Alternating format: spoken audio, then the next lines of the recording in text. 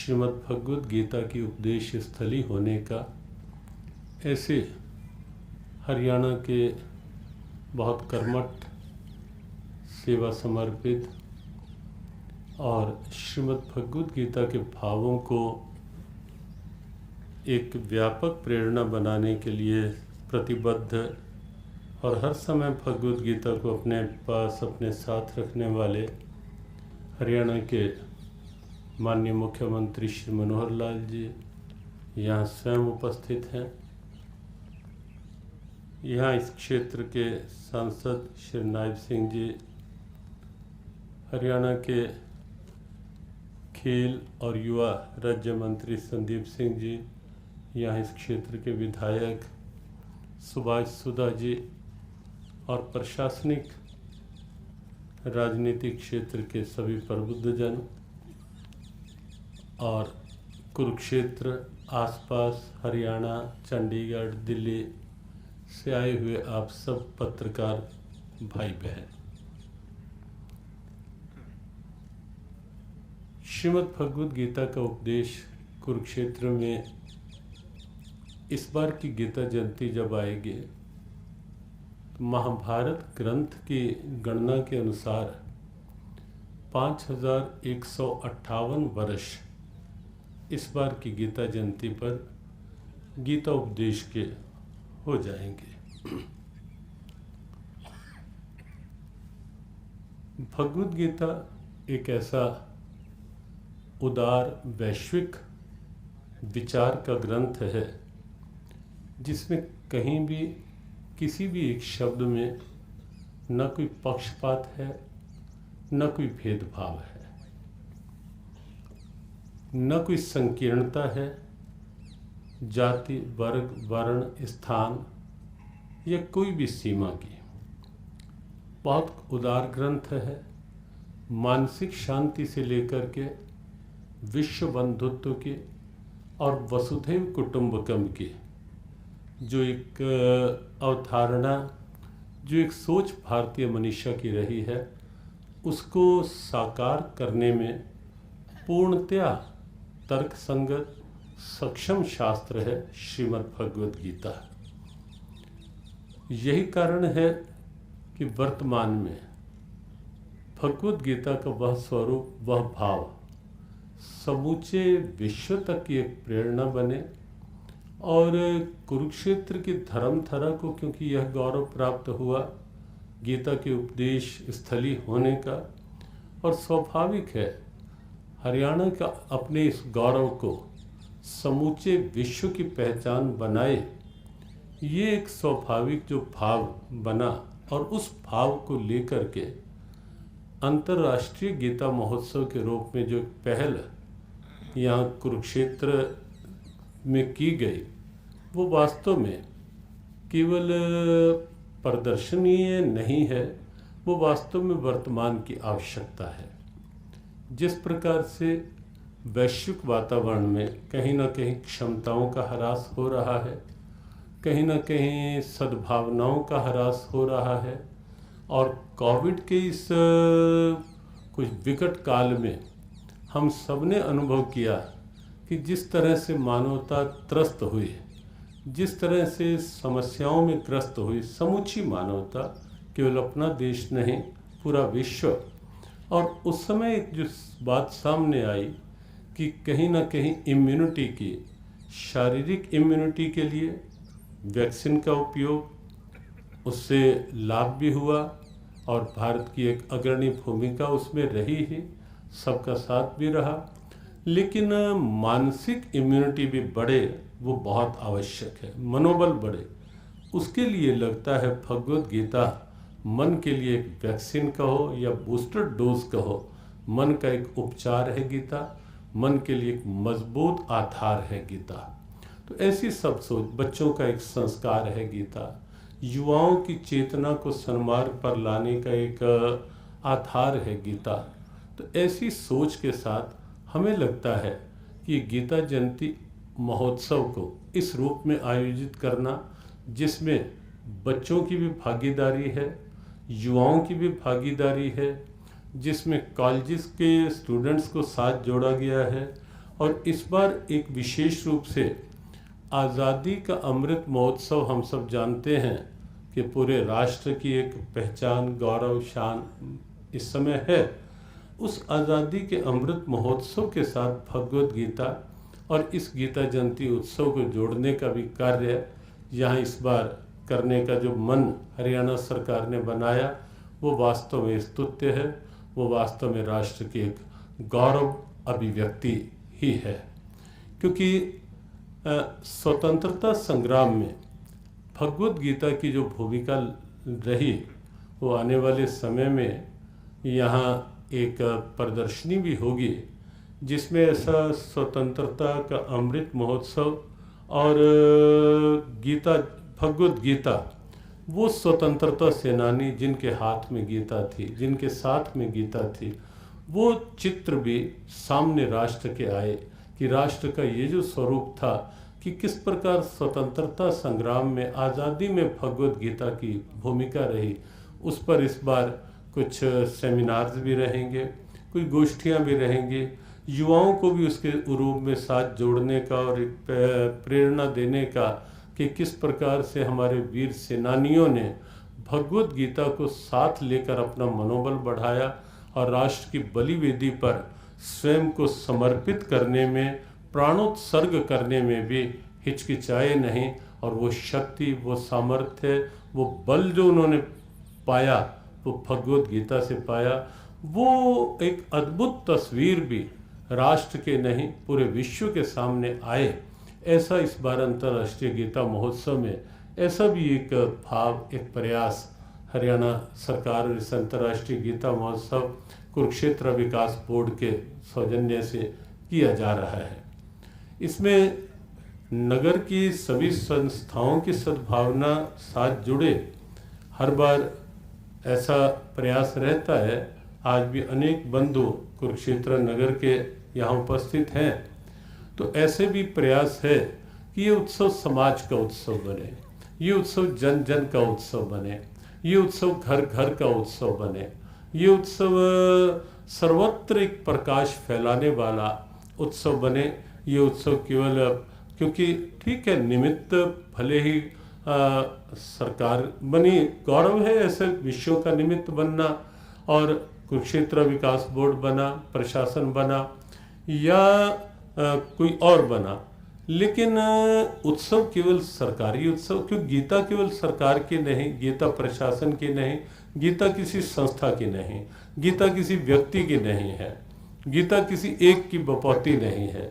भगवद गीता तो पूरी मानवता का श्रृंगार है। और इसीलिए हम प्राय कहते हैं कि समस्याओं का समाधान है गीता और मानवता की मुस्कान है गीता। तो गीता उस रूप में सबके साथ जुड़े। ये इस बार अंतर्राष्ट्रीय गीता महोत्सव फिर से, कोविड के चलते पिछली बार वो स्वरूप नहीं आ पाया था, और इस वर्ष भी यद्यपि वह स्वरूप जो एक विराट होता है, उसमें अभी भी कुछ सीमाएं, कुछ जो नियमितताएं रखनी आवश्यक हैं, वो उसका भी ध्यान रखने का प्रयास होगा ही।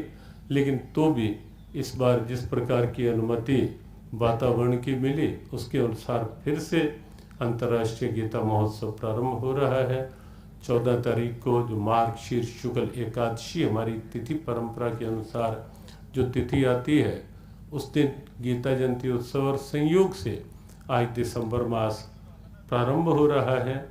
1 दिसंबर है आज, और इसी महीने में आगे 14 तारीख गीता जयंती, और विधिवत अमित जी भी संकेत करें, कल से कुछ, और 9 तारीख से विधिवत जो गीता जयंती उत्सव होगा, उसकी पूरी जानकारी माननीय मुख्यमंत्री जी के द्वारा होगी। और फिर आपकी कोई चर्चा, आपकी कोई बात होगी तो उसके साथ और आगे बढ़ेंगे। अभी इतना ही। ओम शांति।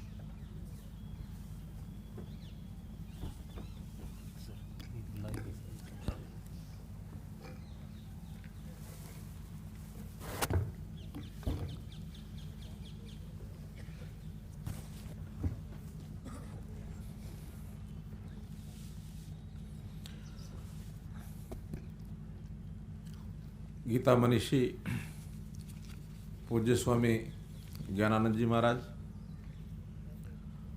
यहाँ उपस्थित हमारे सांसद श्री नायब सिंह सैनी जी, खेल राज्य मंत्री श्री संदीप सिंह जी और हमारे यहाँ के विधायक श्री सुभाष सुधा जी, डी सुरेश जी, अमित अग्रवाल जी, रेणु फूलिया जी, उस उपस्थित हमारे विजय दहिया जी, उपस्थित सभी पत्रकार छायाकार मित्रों,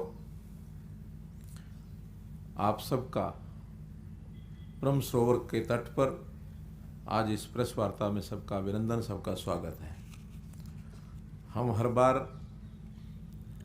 अंतर्राष्ट्रीय गीता महोत्सव से पूर्व ऐसे ही एक प्रेस वार्ता पिछले 4-5 वर्षों से कर रहे हैं, लेकिन ये प्रेस वार्ता सामान्यतः पहले लाल किला के सामने मैदान में दिल्ली में होती थी या कभी चंडीगढ़ भी हुई, लेकिन इस बार ऐसा विचार किया गया कि क्यों नहीं हम जहां अपना ये उत्सव होगा उसी महोत्सव के स्थान पर, महोत्सव के प्रारंभ से पूर्व दिन पर हम करें, ताकि एक तारतम्य उस कार्यक्रम के साथ भी सब बंधुओं का बन जाए।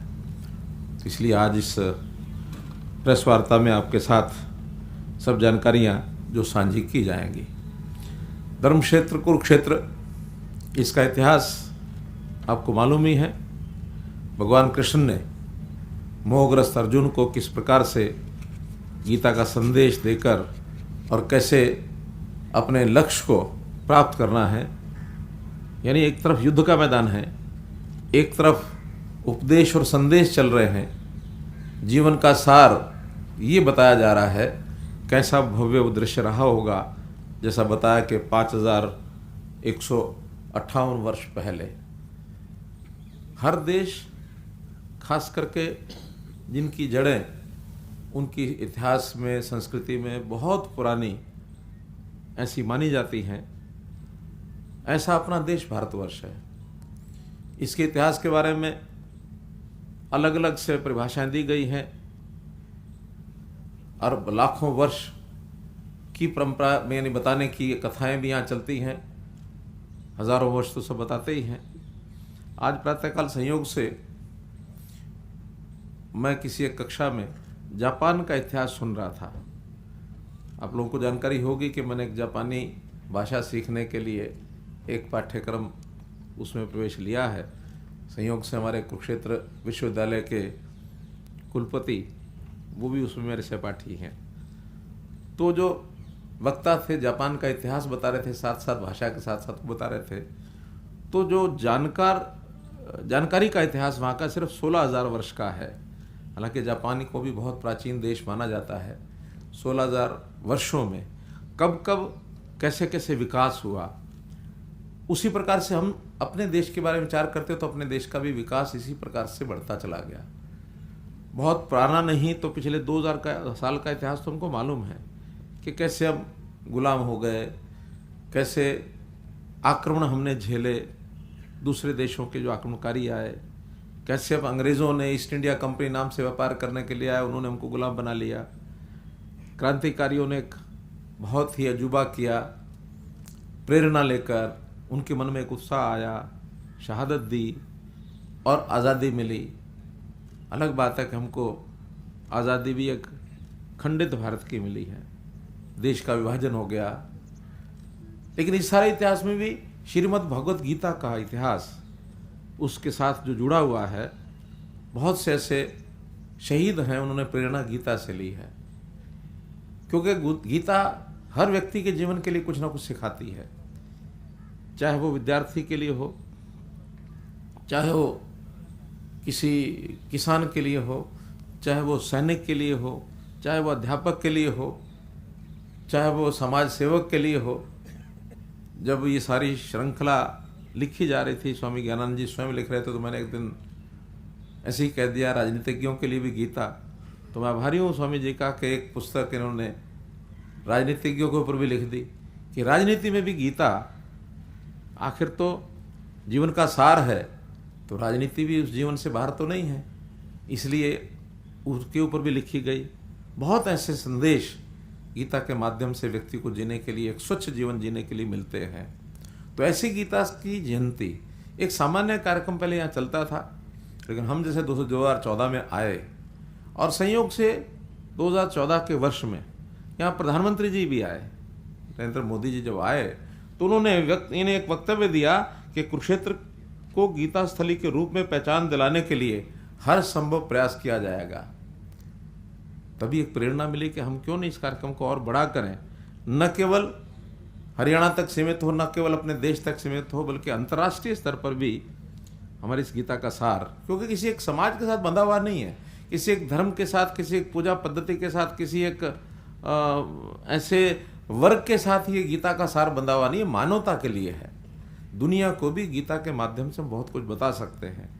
धीरे धीरे उसका स्वरूप बढ़ना शुरू हुआ और आज बहुत से देश ऐसे हैं जिनके यहाँ प्रतिनिधि ये शामिल होते हैं, वहाँ के कलाकार आते हैं और कलाकारों के माध्यम से यहाँ बहुत सी कृतियाँ जो हैं वो की जाती हैं। अभी जो मुझे जानकारी दी गई है उसके अंदर 3700 से ज़्यादा कलाकार जो स्वदेश के भी होंगे, विदेश के भी होंगे, वो सब यहाँ आने वाले हैं। बड़ी संख्या है। 21 स्कल्पचर यहीं बनाएंगे जो प्रसिद्ध मूर्तिकार हैं। ये सब महाभारत से संबंधित होंगे। तो महाभारत से संबंधित बड़े बड़े म्यूजियम उनको बनाने का भी आगे विचार चल रहा है। ज्योतिषर के अंदर एक 200 करोड़ रुपए की लागत लगा करके हम महाभारत के एक जो आज के हिसाब से जैसे यानी ऑनलाइन यानी इलेक्ट्रॉनिक सिस्टम से उन कथाओं का वर्णन करने के लिए और उस प्रकार का एक स्कल्पचर ये बनाए जाएंगे। 75 ख्याति प्राप्त चित्रकार गीता विषय और महाभारत दृष्टांत से 3 दिन तक यहाँ पेंटिंग करेंगे। ये सब भारत के विभिन्न हिस्सों से लोग आएंगे। तो एक प्रकार से धीरे धीरे इसका स्वरूप जो है वो राष्ट्रीय से अंतर्राष्ट्रीय ये बनता चला जा रहा है। और न केवल यहाँ पर गीता महोत्सव बल्कि विदेशों में भी गीता महोत्सव की परंपरा एक हमने शुरू की है। 2019 में मैं स्वयं गया था स्वामी जी के सानिध्य में मॉरिशस में और गीता उत्सव ये मनाया गया। और बाद में इंग्लैंड में भी, लंदन में भी ये मनाया गया। ऑस्ट्रेलिया का कार्यक्रम तय हो गया था, लेकिन संयोग से उसी समय ये कोविड नाम की बीमारी आ गई मार्च 2020 में, इसलिए उसको स्थगित करना पड़ा। तो ये सारे देश यानी विदेशों में भी ये सारे कार्यक्रम करने की जो परंपरा हुई है, इसका एक धीरे धीरे विस्तार होता जा रहा है। ये समय जो है हमारा ये पिछले 2016 से 2021 मात्र 5 साल या छठा ये उत्सव इतना मात्र नहीं है, बल्कि आगे चल करके वर्षों के बाद ये एक ऐसा युग माना जाएगा कि गीता के प्रचार प्रसार को किस समय सबसे ज़्यादा महत्व दिया गया। 5000 साल पहले गीता का अपना एक महोत्सव मनाया गया होगा, यानी गीता का अपना एक संदेश सुनाया गया, लेकिन उसको आज भारतवर्ष में, आज़ाद भारत में गीता का उपयोग कितना है, ये याद से शुरुआत करके विदेशों तक ले जाने के लिए ये समय ये जाना जाएगा, याद रखा जाएगा।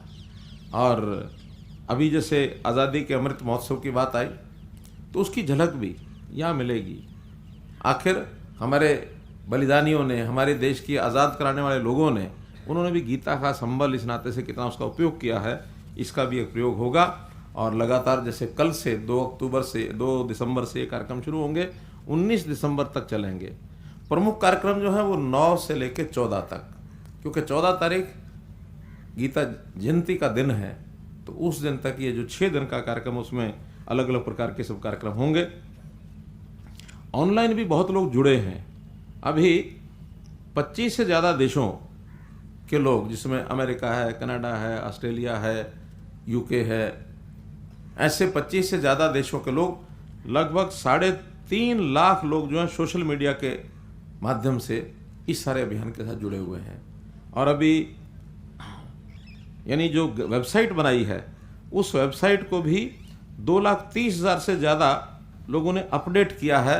38 लाख हिट्स आए हैं उसके ऊपर। अर्थात गीता का कितना लोग ग्रहण कर रहे हैं इस गीता के विषय को, ये इन आंकड़ों के माध्यम से अपने को पता लगता है। एक ऑनलाइन प्रश्नोत्तरी प्रतियोगिता 21 नवंबर से ये शुरू की गई है। इसमें भी 8 दिसंबर तक ये चलेगी। अभी तक 55,000 से ज़्यादा लोगों ने इस पर अपना पंजीकरण कर लिया है।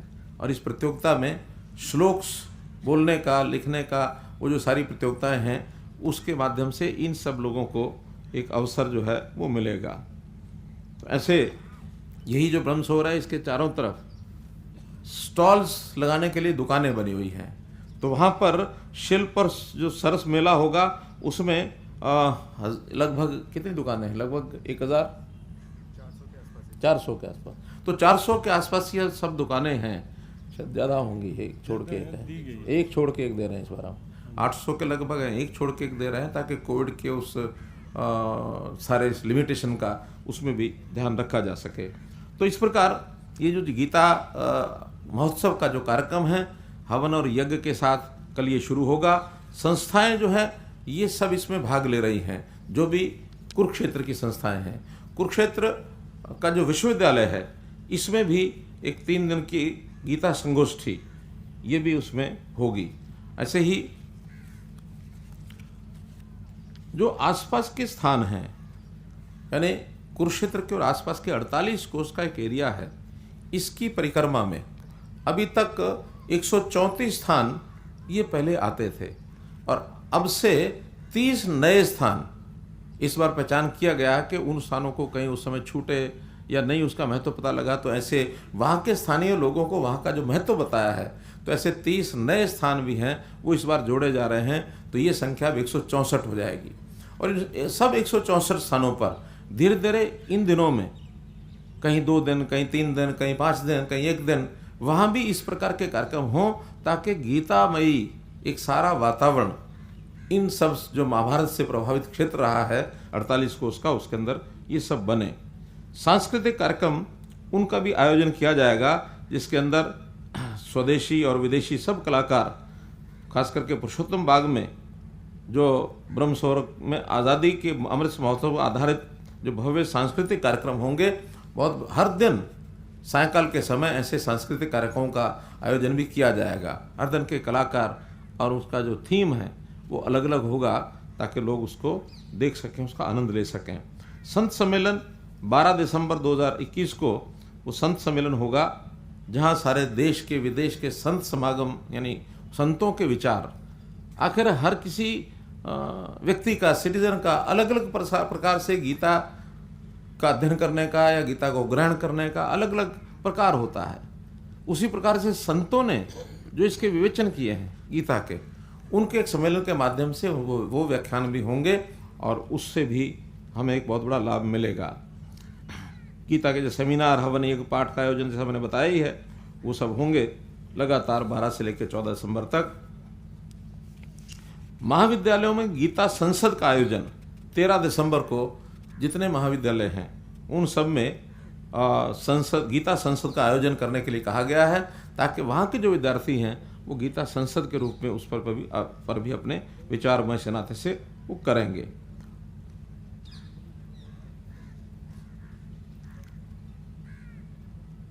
स्वतंत्रता सेनानियों का सम्मान, 75 स्वतंत्रता सेनानियों का और उनके परिजनों का ये भी सम्मान किया जाएगा। 75 वर्ष पूरे हुए हैं, तो इस बार ऐसा विचार किया कि ऐसे परिवार, 75 परिवार, हालांकि अब स्वतंत्रता सेनानियों के परिवारों, यानी उनकी अपनी संख्या तो कम होती जा रही है, तो उनके जो परिवार हैं उनको सम्मान करने के लिए हम बुलाएंगे। वैश्विक गीता पाठ, जो हमने एक बार यहाँ 18,000 विद्यार्थियों को बुला करके और सांघिक गीता पाठ कराया था, और उसी दिन विदेशों में भी सांघिक पाठ उसी समय सब किए गए थे। लेकिन कोविड के कारण से इस संख्या को प्रत्यक्ष तो इस बार कम किया है, लेकिन ऑनलाइन जो है ये गीता पाठ इस बार भी कराया जाएगा।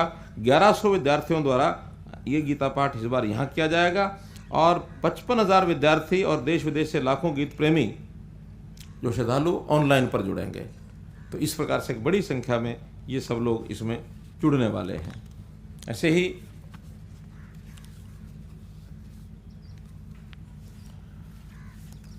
जैसा हमने देखा है कि जो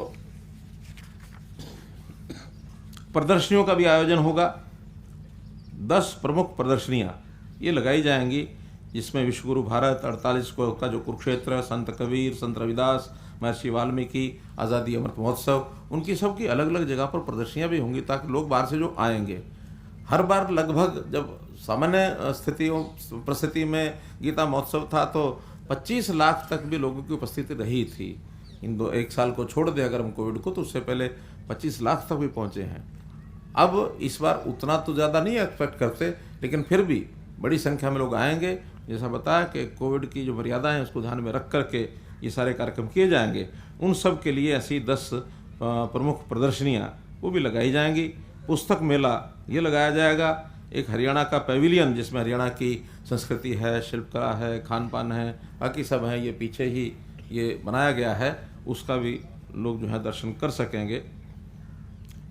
28 नवंबर को अभी 3 दिन पहले यहाँ गीता मैराथन कुरुक्षेत्र में उसका आयोजन किया ही गया है। वो भी एक सुंदर कार्यक्रम यहाँ था। कुछ विकास के कार्य जो यहाँ भी किए गए हैं या चल रहे हैं, जैसे भगवान कृष्ण की विराट रूप की जो 40 फुट ऊंची प्रतिमा हम देख ही रहे हैं ज्योतिसर में, ये तो रथ है, ज्योतिसर में जो है वो 40 फुट की प्रतिमा वो बनाई गई है। लगभग उस पर 13.5 करोड़ रुपए की लागत आई है। पर्यटन मंत्रालय भारत सरकार की ओर से स्वदेश दर्शन यात्रा योजना, स्वदेश दर्शन योजना, इसके अंतर्गत कुरुक्षेत्र को कृष्णा सर्किट में शामिल किया गया है, जिसके लिए हमको 97 करोड़ रुपए की राशि ये मिली है, जो अभी ब्रह्म सरोवर, नरकातारी, ज्योतिसर, सन्निध सरोवर और शहर के अन्य विकास कार्य इन सब में उसको लगाया गया है। तो ये सारा जो विकास हम देख रहे हैं, इसमें केंद्र सरकार का भी भरपूर हमको योगदान जो है वो मिला है। गीता स्थली ज्योतिसर पर जैसा मैंने बताया, महाभारत थीम के ऊपर जो एक निर्माण किया जा रहा है भवन का, लगभग 2 एकड़ भूमि पर वो जो है भवन उसका निर्माण किया जा रहा है और इसका काम लगभग अभी 80% पूरा हुआ है। जैसे कंप्लीट होगा तो कुरुक्षेत्र के क्षेत्र का एक मुख्य आकर्षण का केंद्र वो देश और दुनिया के लोगों के लिए वो रहेगा।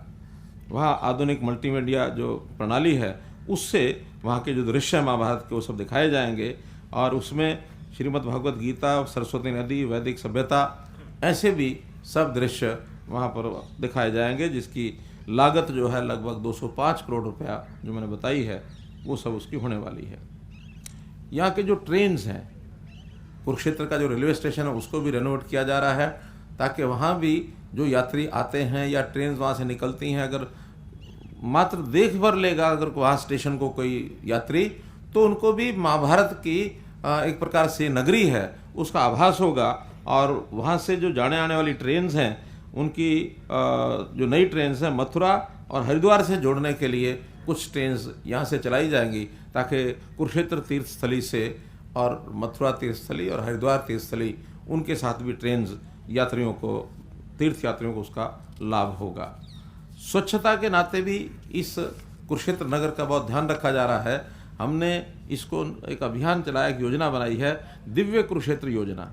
तो दिव्य कुरुक्षेत्र योजना में स्वच्छता अभियान, ये क्योंकि मेला क्षेत्र है तो सफाई रखना बहुत आवश्यक है, इसलिए मुझे खुशी है कि भारत के 30 स्वच्छ शहर हैं, उन 30 स्वच्छ शहरों में और ब्रह्म सरोवर को इसको शामिल किया गया है। और इसकी जो पूरा एडमिनिस्ट्रेशन है या बाकी जो कुरुक्षेत्र डेवलपमेंट बोर्ड है, जो भी इसका सारा ध्यान रख रहे हैं, उसका जो उस कारण से 30 स्वच्छ स्थलों के अंदर इसका नाम आया है। इसके लिए मैं सराहना करता हूँ यहाँ के एडमिनिस्ट्रेशन की कि अच्छी व्यवस्था यहाँ उन्होंने बना करके रखी है।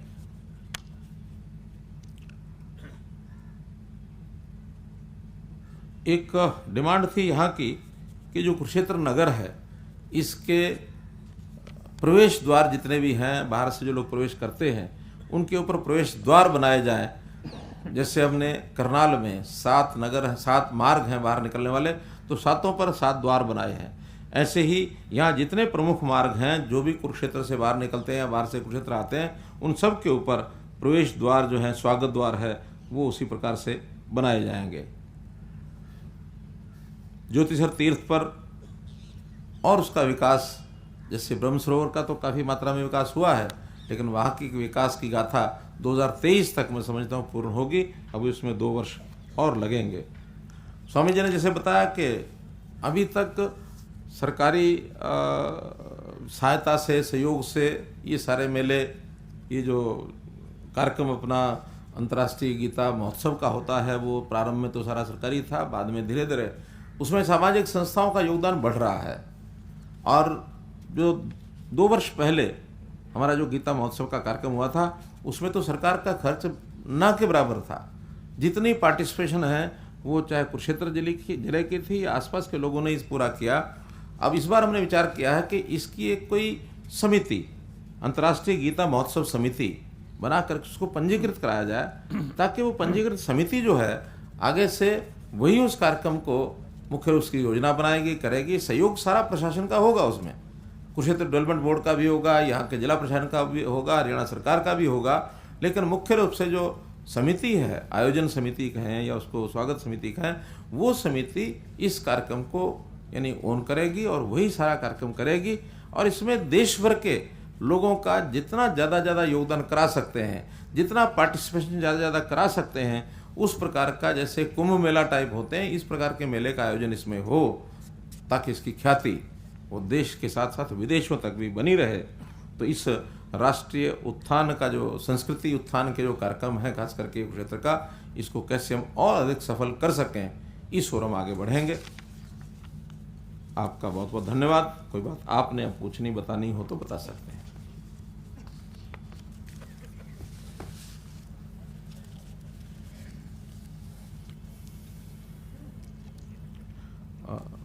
बाहर से आने वाले लोग कौन कौन है अभी? आने वाले लोग कौन कौन है अभी? दिल्ली से आने वाले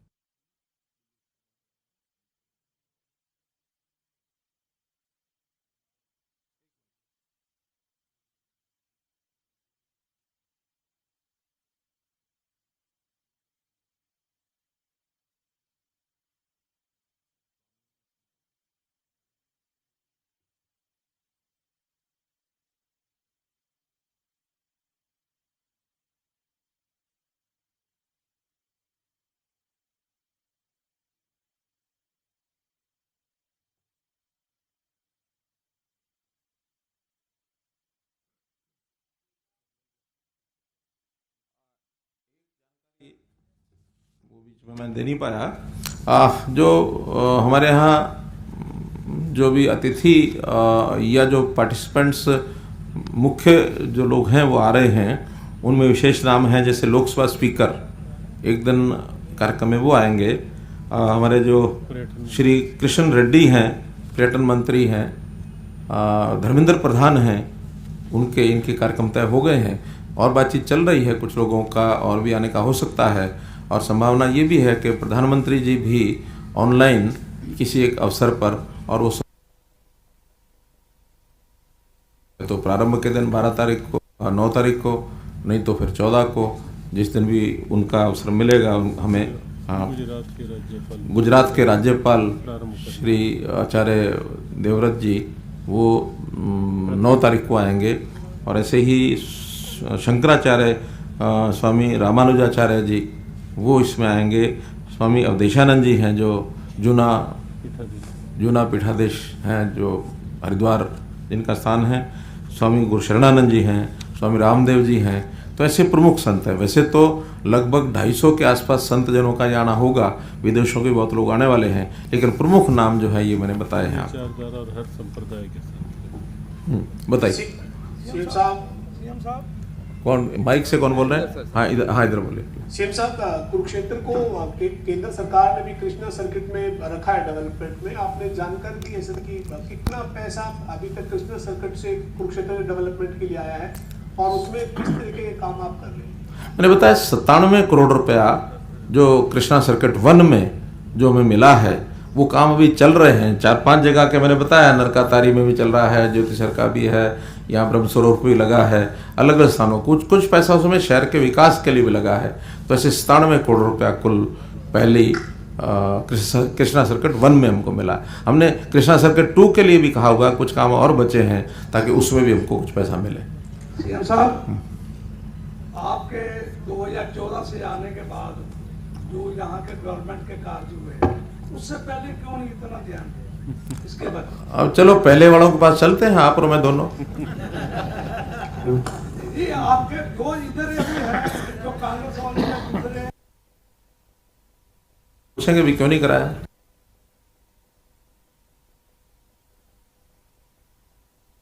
फेस्टिवल है। कहाँ से बोल रहे थे? हाथ मैं Manjeet Kumar sir, Manjeet Kumar sir. Kurukshetra national Gita Jayanti festival हो, इसमें इंटरनेशनल लोग पार्टिसिपेट करें, उसके लिए मैंने एक विचार रखा था कि जितने इंडिया के जो दूतावास हैं दूसरे कंट्रीज में, मैं दूतावासों में गया हूँ तो वहाँ पे राजस्थान के कल्चर को, यूपी के कल्चर को वहाँ डिस्प्ले किया गया। इस तरह मैं चाहता था कि गीता जयंती के जो फेस्टिवल है उसके कल्चर को भी वहाँ, उसकी जो पिक्स है वो उन जो भारत के दूतावास है वो डिस्प्ले किया जाए, ताकि जब भी कोई वीजा लेने वहाँ आए इंडिया का तो वहाँ पे गीता जयंती के बारे में जाने और कुरुक्षेत्र में आए। बहुत अच्छा सुझाव है। और हम जो है हमारे ये सारी आयोजन समिति जो बनेगी या जो भी सरकारी अधिकारी हैं, DPR हैं हमारे अमित अग्रवाल जी, और अभी इस मेले के नोडल ऑफिसर हमने विजय दैया को बनाया है। तो अभी इतना जल्दी शायद इस बार नहीं हो पाएगा, लेकिन आगे के लिए अच्छा है।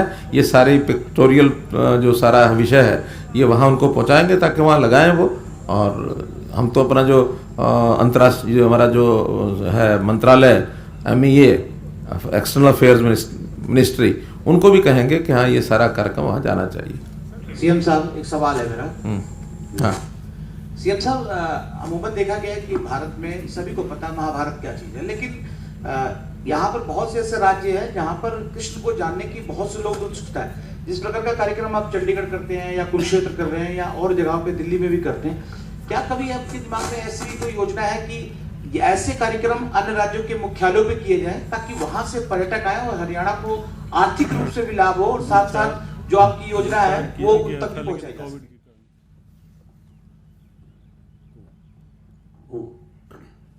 ये एक अच्छा विचार है। पूर्व में जो विचार आया दूतावासों के लिए, वो भी एक विचार प्रारंभ जब आपने पूर्व में संकेत किया था तो इस विचार पर थोड़ा सा प्रारंभ हुआ था, लेकिन क्योंकि कोविड के 2 वर्षों में वो सारी गतिविधियां 2 वर्ष पूर्व कुछ 2-3 देश 5-6 देशों के जो एम्बेसडर या हाई कमिश्नर आए भी थे कुरुक्षेत्र। प्रयास था कि अगले वर्ष से और अधिक इसे, लेकिन कोविड के कारण रुका। और आपका जो विचार है कि अलग अलग राज्यों की राजधानियों में भी ऐसा हो, वो भी एक विचार योजना में जो यहाँ की विचार योजना बनी उसमें रखा गया, लेकिन कोविड के चलते ये 2 वर्ष जो निकल गए उसमें नहीं हो पाया। लेकिन अच्छा विचार है कि पूरे देश तक ये संदेश जाए कुरुक्षेत्र का। 2 वर्ष पहले हमने मीटिंग मंगवाई थी सारे प्रदेश में। एक 3 वर्ष पूर्व एक अच्छा प्रयास हुआ था। गीता के 574 श्लोक हैं जो भगवान कृष्ण के श्रीमुख से निकले हैं। पूर्व में अपने देश के जिलों की संख्या 574 ही थी, धीरे धीरे बढ़ती गई। 574 के 574 जिलों की माटी यहाँ मंगवाई गई थी। वो बहुत से यहाँ के स्थानीय पत्रकार भाई बहनों को ध्यान भी होगा, और वहां से वहां के ही लोग लेकर आए थे। मैं एक प्रयास तो ये होता है कि कोई गया और लेकर आ गया, लेकिन वहां के ही कुछ लोग लेकर आए और यहाँ एक अद्भुत संगम हुआ पूरे देश का, जबकि पूरे देश के प्रत्येक जिला से माटी आई और उस माटी को विराट रूप जो बन रहा है और भगवान श्री कृष्ण का एक स्वरूप उसमें प्रयोग करके पूरे देश का एक सद्भावना का स्वरूप एक तैयार करने का प्रयास हुआ। जी स्वामी जी, स्वामी जी इस बार भी श्री मदनमोहन छाबड़ा जी जो KDB के मानव सचिव हैं, उनके प्रयासों से 6 देशों से ज्यादा के राजदूत इस बार भी आ रहे हैं। उनमें इतना ज्यादा मैसेज है, जब मैंने उनसे बात की कुरुक्षेत्र आने के लिए, तो they are very happy to know कि कुरुक्षेत्र गीता की जन्मस्थली है और उन्होंने स्वीकार किया इसका। बहुत सुंदर। हेलो मुख्यमंत्री जी, इधर वैसे तो हमारे एक मित्र ने सवाल पूछ लिया है घुमा फिरा के, लेकिन मेरा एक क्या ऐसी योजना है, चूंकि ये गीता से जुड़ा समारोह है, देश का सबसे बड़ा समारोह है ये, तो क्या कोई भविष्य में ऐसी योजना बनाने का विचार होगा कि 2 या 3 दिवसीय गीता मनीषियों का विश्व स्तरीय समागम यहाँ करवाया जाए और उसका लाइव प्रसारण हो, जिससे समाज में जो फ्रस्ट्रेशन डिप्रेशन की स्थितियां पैदा होती हैं उसमें भी लोगों को फायदा मिले और गीता के बारे में लोग अच्छे तरीके से जान भी सकें।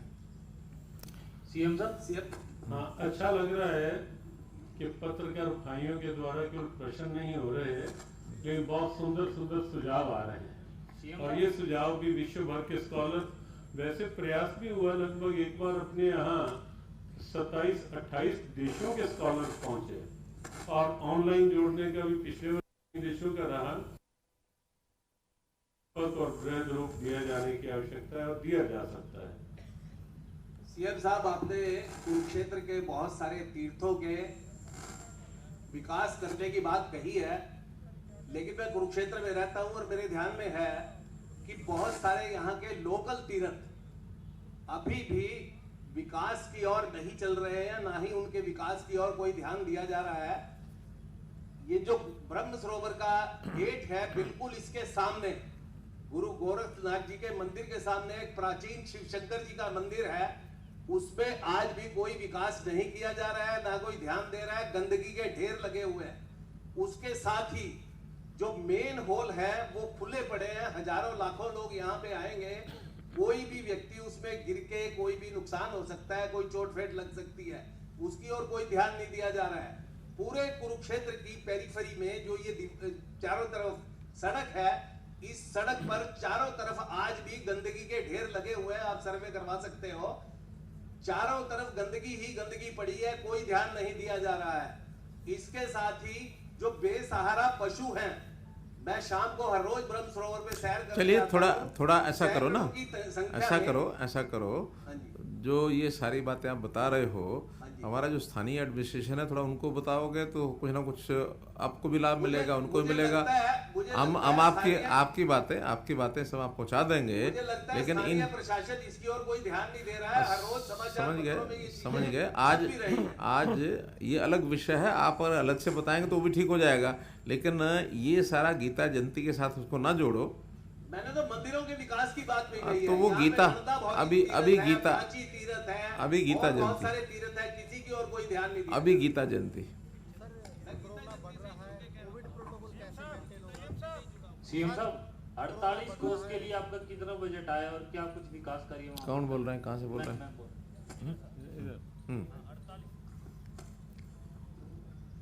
देखिए, 48 कोस के लिए अलग से कोई हमने बजट नहीं किया है। ये जो कुरुक्षेत्र डेवलपमेंट बोर्ड है, इसका ही बजट जो होता है वो जहाँ जहाँ की कोई आवश्यकता आती है धीरे धीरे उसमें आगे बढ़ रहे हैं। क्योंकि अभी तो 48 कोस में 134 स्थान, ये आज से 3 साल पहले तो वहाँ कुछ भी नहीं था। मैं स्वयं एक बार कुरुक्षेत्र जिले के 14 स्थानों पर होके आया, एक बार फिर कैथल जिले के स्थानों पर होके आया, एक बार जींद जिले के स्थानों पर होके आया, करनाल जिले, एक दिन में 8-8, 10-10, 12-12 स्थानों पर 3-4 जिलों में मेरा जाना हुआ है।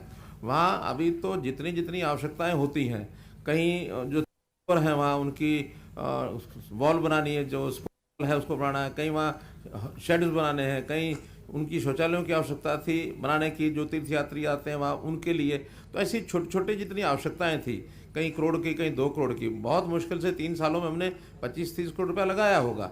लेकिन धीरे धीरे केडीपी का जैसे विस्तार होगा वैसे वैसे आवश्यकता हिसाब से बजट की कमी नहीं आने देंगे।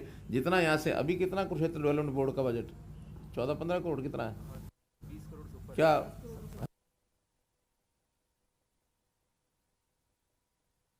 हाँ, अभी पिछली विधानसभा में 50 करोड़ बजट किया इस बार का। इसको पहले तो 12-13 करोड़ रुपया ही होता था, जिसमें कुरुक्षेत्र और इसके आसपास की चीज़ें होती थी। अब उसमें हम आगे जो 48 कोस में 134, अब 164, इन 164 स्थानों पर आगे बढ़ रहे हैं, ताकि एक एक स्थान के ऊपर इन सब चीज़ों की जो उनकी आवश्यकताएं हैं, सुविधाएं, उसको बना सकें। सीएम साहब जी, जो गीता जयंती के अवसर पर देश विदेश से पर्यटक भक्तजन आएंगे, उनकी रहने की व्यवस्था हरियाणा सरकार करेगी या वह स्वयं बयान करेगी? देखिए, यहाँ पर जितनी व्यवस्थाएं बनाई जाती हैं, जो पहले से जिनका हमको सूचना मिलती है, उनके लिए तो मेला क्षेत्र में ही बनाते हैं हम। लेकिन जिनकी जानकारी नहीं मिलती, तीर्थयात्री इस नाते से आते तो व्यवस्था आप नहीं करते हैं। इन द लॉन्ग रन एक चीज़ हमने जो सोची है, HSVP का जो सेक्टर है, वहाँ एक 5 स्टार होटल ये अलग से बनाया जा रहा है। क्योंकि जो साधन संपन्न लोग होते हैं वो लोग अपनी व्यवस्थाएं अपने आप कर सकते हैं। पहली बार में हमने कुछ लोगों को आने के लिए उनको पैसा भी दिया था, किराया भी दिया था, सब किया था। उसकी आलोचना हुई थी कि हम अगर इस प्रकार से बुलाने लगेंगे तो उसमें से श्रद्धा नहीं निकलती है। श्रद्धा का मतलब ये होता है कि लोग अपने पास से ही खर्च करके आएंगे तो श्रद्धा तो उसी में से जानी जाती है। और जो सामान्य व्यक्ति हैं उन सबको यहाँ नहीं बुलाते हैं, उन सब के लिए तो हमने योजना बनाई कि उन्हीं देशों में जा करके हम गीता महोत्सव के कार्यक्रम करें ताकि वहाँ बड़ी संख्या में लोग आ सकें, उनको संबोधित किया जा सके। कुछ प्रमुख लोग जो आते हैं वो अपनी व्यवस्था करके आते हैं। सर, इसमें जो कोविड के और विकराल रूप धारण करता जा रहा है उसको सख्ती से पालन करवाने बड़ा आयोजन है, बड़ी संख्या में लोग जुटेंगे और सराउंडिंग ओमिक्रॉन के केस जैसे चंडीगढ़ में है, साउथ अफ्रीका से मिल भी गया है। ये बताएं कि यहाँ पे सख्ती से पालन हो और किसी तरह का कोई हानि ना हो, इसके लिए क्या व्यवस्था है? देखिए, सामान्यतः ऐसे मेलों में हम जो एंट्री गेट होते हैं वहीं पर उनकी चेक कर सकते हैं कि उनको फर्स्ट डोज का इंजेक्शन लगा कि नहीं लगा, जिनका फर्स्ट लग गया और टाइम पूरा हो गया उनको सेकंड लगा नहीं लगा, थोड़ी पूछताछ की जा सकती है। हमने कपाल मोचन में जितने भी एंट्री गेट थे सब जगह पर एक इंजेक्शन लगा, यानी जो टीकाकरण था उसके कैंप्स लगाए थे कि जिनका फर्स्ट डोज नहीं हुआ वो वही अपना फर्स्ट डोज लगवा सकते हैं। कुछ लोगों ने लगवाए भी हैं। तो ऐसी कुछ व्यवस्थाएं यहाँ भी मुझे लगता है एडमिनिस्ट्रेशन ने की होंगी, क्योंकि सूचनाएं तो सब जगह एक ही जैसी भेजी गई हैं कि एंट्रीज जहाँ हैं वहाँ पर उनको सबको जो ये थर्मल रहते हैं कि कहीं टेम्परेचर का उसको चेक कर लिया, कहीं उसका फर्स्ट डोज उसको लगा कि नहीं लगा, उसका सर्टिफिकेट है उसके मोबाइल में है वो देख लिया। पूछने से ही पता लग जाता है। जो कहता है मैंने नहीं लगवाया है तो कैंप में ले जाकर उसको इंजेक्शन लगवा दिया। तो जितने भी प्रिकॉशनरी मेजर्स हैं वो सारे लिए जाएंगे। मुख्यमंत्री जी, एनडीए सरकार के समय में माननीय जगमोहन जी जो केंद्रीय मंत्री थे उनके समय में एक योजना बनी थी जहां हम बैठे हैं, दो सरोवर हैं, दोनों ब्रह्म सरोवर के दोनों हिस्से हैं। ये जो की सड़क है इसके नीचे से पानी आर पार करने के लिए जैसे ऋषिकेश में लक्ष्मण झूले की तरह है और उससे ये गीता जयंती को भी बहुत लाभ होगा और यहाँ आने वाले पर्यटक जो है ना उनके लिए बहुत अच्छा रहेगा। तो क्या इसमें क्या अभी पानी का जुड़ाव है? नीचे से आर पार होने के लिए मतलब कोई ब्रिज बना करके नीचे से कोई नहीं, तो पानी को ही मिलाना है ना, पानी तो मिला ही हुआ है। ब्रिज लक्ष्मण झूला है ना जैसे ऋषिकेश के अंदर, उस प्रकार से सड़क का हो जाए। नहीं, अचानक कोई मूवमेंट तो होती नहीं है, केवल पानी की मूवमेंट है, पानी के अलावा तो है नहीं। बल्कि पिछले दिनों में जो मुझे जानकारी मिली कि नौकायन की कोई योजना बनाई गई थी उसका भी विरोध हुआ, तो शायद वो बंद ही कर दिया, अभी स्थगित हाँ। कर दिया। तो इसलिए नौकायन को वगैरह हो कोई चीज़ वहाँ तो क्या है कि लक्ष्मण झूले के नीचे से पानी का प्रवाह है, पूरी नदी चलती है, गंगा जी का पूरा प्रवाह है। तो यहाँ वो विषय नहीं, यहाँ तो कि इस पानी को, बल्कि पहले पानी बाहर से नहीं आता था, हमने लगातार अब इसमें 30 क्यूसेक पानी छोड़ना शुरू किया और 30 क्यूसेक लगातार छोड़ते हैं, 15 क्यूसेक उसमें से आउटपुट उसका बाहर निकलता है, पानी का रोटेशन बना रहे। तो इसलिए पानी ही जोड़ना है, इसके लिए बहुत ज़्यादा उसके पुल बनाने की कोई अभी आवश्यकता नहीं है। कोई महसूस होगी तो देखेंगे। सीएम साहब, एक आपने बताया कि ऑनलाइन प्लेटफॉर्म पर 3 लाख लोग भी जुड़ चुके हैं, जो वेबसाइट पर हिट्स भी आए हैं, लेकिन 19 जुलाई 2019 को आपने एक 48 कोस ऐप लॉन्च किया था चंडीगढ़ से। उस ऐप को आज तक अपडेट ही नहीं किया गया है। उसके ऊपर अपकमिंग बिग इवेंट आज भी वो 2019 में लंदन का गीता जयंती समारोह शो हो रहा है और जो उसके ऊपर सदस्य हैं वो भी पुराने 2021 के। चलिए, आपने जानकारी दी है, ये हमारे जो नोडल अधिकारी हैं सुन ली। उनके संज्ञान में है मामला, लेकिन उसके बावजूद भी अपडेट नहीं हुआ। तुरंत करेंगे। देखो भाई अमित जी, कुछ चीज अगर कमी ध्यान में आती है तो उसको ठीक करेंगे।